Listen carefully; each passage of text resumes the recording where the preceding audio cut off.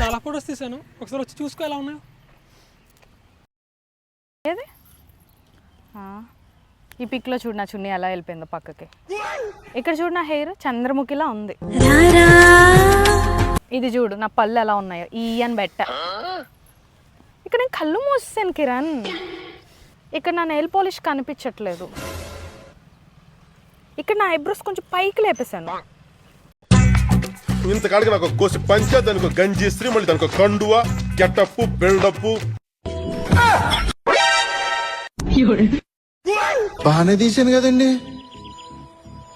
ఏమైందిరా? నేను బాగానే తెస్తాను కదా మామూలుగా.